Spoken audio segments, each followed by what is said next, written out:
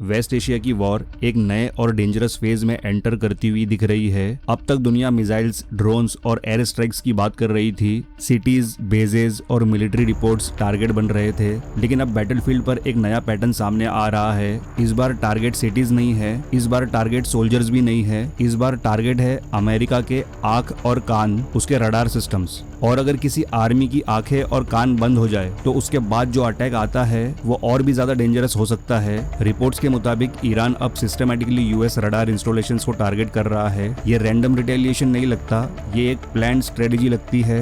Battlefield पर जो explosions report हो रहे हैं वो स्ट्रेटेजिक लोकेशंस पर हो रहे हैं। Radar stations, early warning systems, surveillance hubs, military tracking facilities, ये वो जगह होती है जहां से यूएस मिलिट्री आसमान को मॉनिटर करती है। अगर कोई मिसाइल लॉन्च होती है, रडार उसको डिटेक्ट करता है। अगर ड्रोन का स्वॉर्म आता है, रडार उसको ट्रैक करता है। अगर बैलिस्टिक मिसाइल हाई स्पीड पर अप्रोच करती है, रडार ही सबसे पहले अलार्म बजाता है। मतलब रडार सिस्टम्स किसी भी मॉडर्न आर्मी के लिए पहली डिफेंस लाइन होते हैं। और अगर वो सिस्टम्स डैमेज हो जाए तो रिस्पॉन्स टाइम कोलैप्स हो जाता है। मिलिट्री एनालिस्ट इसी वजह से कह रहे हैं कि ईरान की स्ट्रेटेजी सिंपल है लेकिन डेंजरस भी। Blind the radar then strike harder. Reports के अकॉर्डिंग रिसेंट ईरानियन ऑपरेशंस में कम से कम 5 अमेरिकन रडार साइट्स आइडेंटिफाई की गई और टारगेट की गई।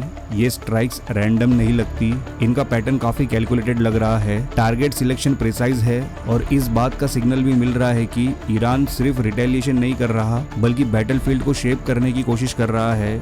वेस्ट एशिया में अमेरिका के कई मिलिट्री बेसेस है, जॉर्डन, कतार, बहरीन, कुवैत, सऊदी अरेबिया के कुछ स्ट्रेटेजिक एरियाज। इन बेसेस पर सिर्फ सोल्जर्स नहीं होते, यहाँ पर advance radar networks, surveillance systems और अर्ली वार्निंग प्लेटफॉर्म्स डिप्लॉय किए जाते हैं। इनका काम होता है आसमान को कंटिन्यूअसली मॉनिटर करना, हाई स्पीड बैलिस्टिक मिसाइल्स को डिटेक्ट करना, ड्रोन स्वॉर्म्स को ट्रैक करना और अलाइड बेसेस को टाइम पर अलर्ट देना। अगर रडार सिस्टम इंटैक्ट है तो मिसाइल इंटरसेप्शन पॉसिबल होता है। अगर रडार सिस्टम डैमेज हो जाए तो even the most advance air defence system भी स्ट्रगल करते हैं, क्योंकि इंटरसेप्शन का सबसे इंपॉर्टेंट फैक्टर होता है टाइम। अगर आने वाली मिसाइल जल्दी डिटेक्ट हो जाए, इंटरसेप्टर लॉन्च किए जा सकते हैं, लेकिन अगर डिटेक्शन लेट हो तो डिफेंस शील्ड वीक पड़ सकती है और इसी गैप को क्रिएट करने की कोशिश ईरान करता हुआ दिख रहा है। मिलिट्री एनालिस्ट के मुताबिक कुछ रडार सिस्टम्स की cost hundreds of millions of dollars होती है। ये सिर्फ एक एंटीना नहीं होता, इसके अंदर advance sensors, computing systems, signal processing और कम्युनिकेशन नेटवर्क्स होते हैं। एक रडार स्टेशन पूरे रीजन की सर्विलेंस कैपेबिलिटी को सपोर्ट करता है। अगर ऐसा एक रडार डिस्ट्रॉय हो जाए तो पूरे डिफेंसिव ग्रिड में गैप क्रिएट हो सकता है। और अगर मल्टीपल रडार सिस्टम एक साथ डैमेज हो जाए तो पूरा सर्विलेंस नेटवर्क टेम्पररीली ब्लाइंड हो सकता है।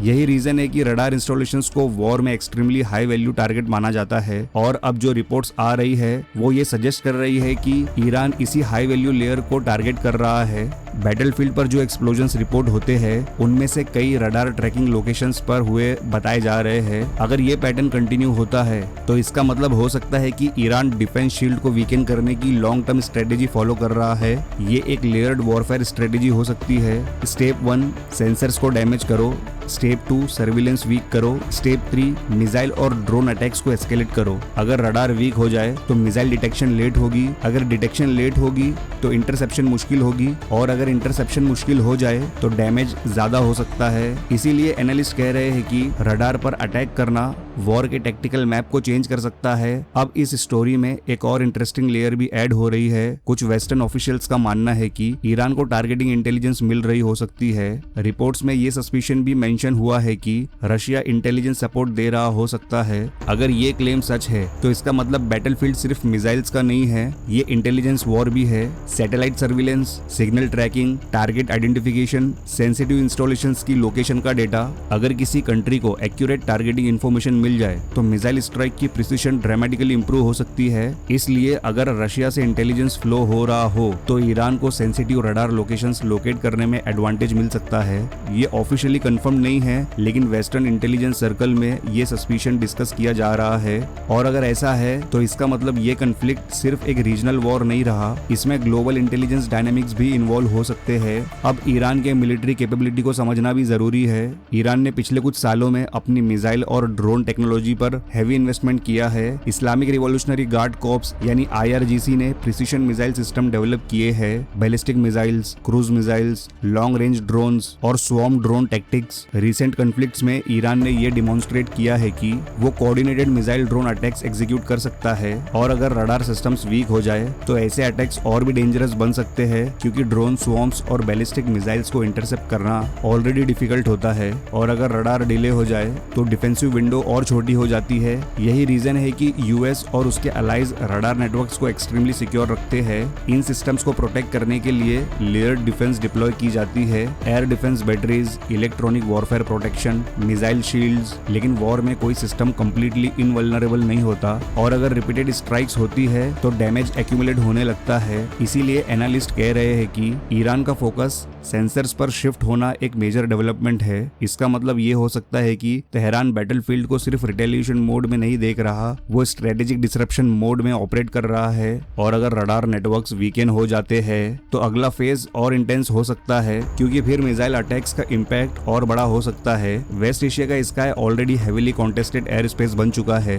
Drones, missiles, interceptors, electronic warfare सब एक साथ ऑपरेट कर रहे हैं। और इसी एनवायरनमेंट में रडार सिस्टम्स की इंपॉर्टेंस और भी बढ़ जाती है, क्योंकि बिना सेंसर्स के मॉडर्न वॉरफेयर ऑलमोस्ट इम्पॉसिबल हो जाता है। इसलिए अगर ईरान सिस्टमैटिकली रडार टारगेट्स को हिट कर रहा है तो वो बैटलफील्ड के इंफॉर्मेशन लेयर को डिस्टर्ब करने की कोशिश कर रहा है। और मॉडर्न वॉर में इंफॉर्मेशन ही सबसे पावरफुल वेपन होता है। अगर आपको पता हो एनिमी मिसाइल कहां से लॉन्च हुई तो आप इंटरसेप्ट कर सकते हो, लेकिन अगर आपको पता ही ना चले तो डिफेंस सिस्टम ब्लाइंड हो जाता है। और इसीलिए एनालिस्ट कह रहे हैं कि रडार अटैक्स का मतलब सिर्फ इंफ्रास्ट्रक्चर डैमेज नहीं है, इसका मतलब है सिचुएशनल अवेयरनेस को डिस्ट्रॉय करना, यानी बैटलफील्ड पर कंफ्यूजन क्रिएट करना। और कंफ्यूजन वॉर का सबसे डेंजरस वेपन होता है। अगर रडार डिले हो जाए तो मिसाइल्स लेट डिटेक्ट होगी, अगर मिसाइल्स लेट डिटेक्ट होगी तो इंटरसेप्टर्स लेट लॉन्च होंगे, और अगर इंटरसेप्टर लेट लॉन्च होंगे तो डैमेज ज्यादा हो सकता है।